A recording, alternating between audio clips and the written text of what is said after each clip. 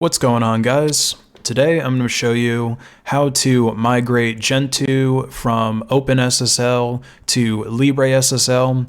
There's a few reasons why you may want to do this. One is because LibreSSL has a smaller code base than OpenSSL, so it's a little bit lighter weight, and of course with Gentoo we generally like things to be very lightweight and minimal. It's also considered more secure by most people. Of the major SSL vulnerabilities that have come out over the years, I think Spectre and Heartbleed are two of the major ones. LibreSSL has not been vulnerable to these because LibreSSL doesn't contain a lot of the legacy code that OpenSSL had, and it's also refactored some of the other code for the library, so it's really more secure than OpenSSL is, which is the main reason why I've wanted to use it in Gentoo. So to get started, you want to be in a Gentoo installation at the same place that I am. So you can see I'm in the live CD, I'm in the churroot environment. I'm basically 99% of the way done with the installation. I've already created my users.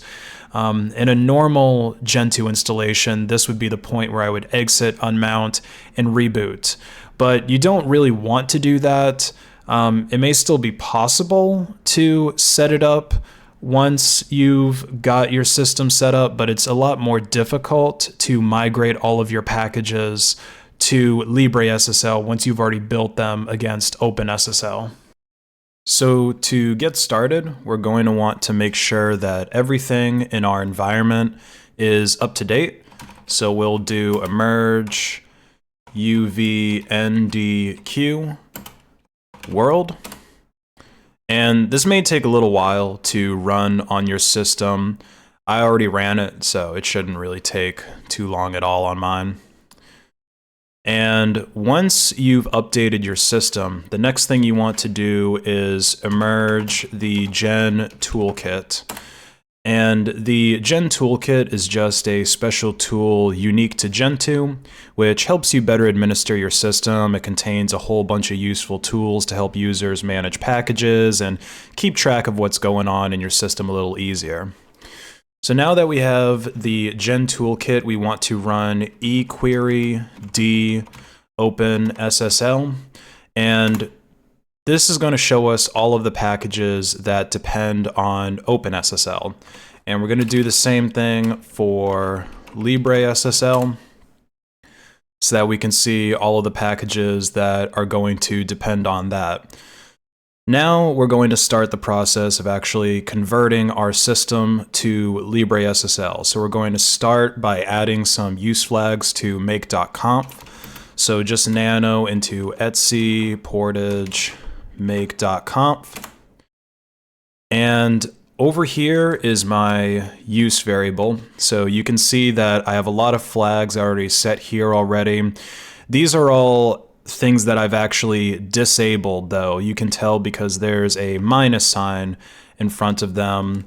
And I'll come down here to the very end, and I'm going to type LibreSSL. So that's going to take care of most of the packages. And then down here, you have to put curl SSL equals LibreSSL. Let me just check my notes, make sure I spelled that right. Yep. So these are the two changes that you want to make to your use variable up here, and then you want to define this new variable curl SSL. Make sure it's capitalized and underscored properly. And then we want to go ahead and save this, so Control O to write out, and then we can exit out of it. And then we want to create a new directory within Portage. So make dir etc portage profile. And then we're going to unmask LibreSSL for stable ebuilds. So type this command to create that file inside the profile folder that we just made, and then also to add the mask. So we're going to echo -libre SSL etc portage profile use.stable.mask. I'm just going to check my spelling again because we don't want any unexpected errors. SSL. All right. And now we're going to mask the dev libs of OpenSSL. So echo dev libs OpenSSL to etc portage package.mask. And finally, we'll add the dev libs for LibreSSL to our package.accept keywords. So echo dev libs LibreSSL to etc portage package.accept keywords. And finally, we're going to use emerge to remove OpenSSL and replace it with LibreSSL. Keep in mind that this may break your system, especially your networking software. Now, if you didn't pay attention to the previous equeries, then I'll do it again for OpenSSL. So you see that OpenSSH depends on OpenSSL. So if you're doing this Gentoo installation over an SSH connection, then you may have a bad time while you're doing this. It's going to be better for you to do this migration directly on the system and make sure that it's thoroughly tested before you SSH into it or do any other type of remote administration. So the emerge commands are as follows. We want to emerge f LibreSSL.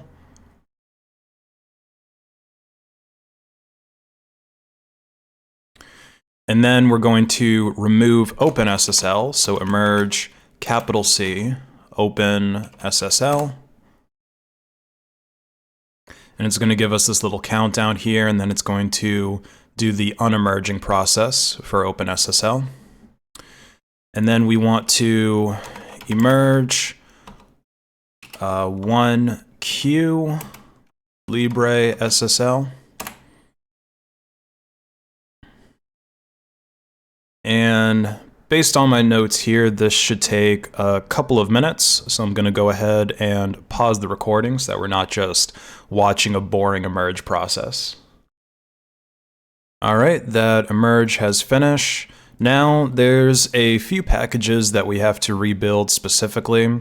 So you want to emerge 1Q, and the packages are OpenSSH, wget, Python 2.7, Python 3.6, and iputils. Now, if you get an error while you're running that emerge, most likely it's going to be one of the Python versions, probably the 3.6, because I don't think Python 2 gets updates anymore. But anyway, if you run into an error that it's the wrong version or Portage can't identify this package, just do Python 3 version, and that'll give you the version of Python that's running on your system, the version of Python 3. I guess you could do the same thing for Python 2 if that gives you an error, but like I said, I don't think it's being updated anymore, so it should be fine. And yeah, just replace, like if you put Python 3.6 and I don't know, maybe you got 3.8 running on your system, just replace 3.6 with 3.8, rerun that emerge command, and that should resolve the error. And this is still emerging, so I'm gonna go ahead and pause the video while that finishes up.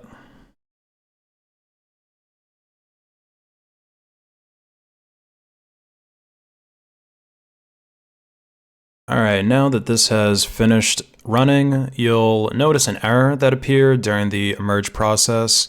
These 3 yellow exclamation marks, very hard to miss, existing preserved libs found. So to finish this conversion and resolve that preserved libs error, just use this command, emerge q at preserved rebuild. Let me just make sure I spelled that right. So run that, and that's going to redo those libraries and resolve the 3 exclamation mark error. And once that command finishes running, the conversion process has been complete, and it's time to unmount. So just follow the typical process. You exit, cd, umount, l, mount Gentoo, dev, shm, ets, umount r, mount Gentoo, and power off. And I'm just powering off because I didn't set my CD, or I didn't set my boot priority properly before setting up that system. So we'll set the hard disk to be first, and then we'll go ahead and start it up. So this is the same one, Gentoo 7. And we have grub, so we'll go into this.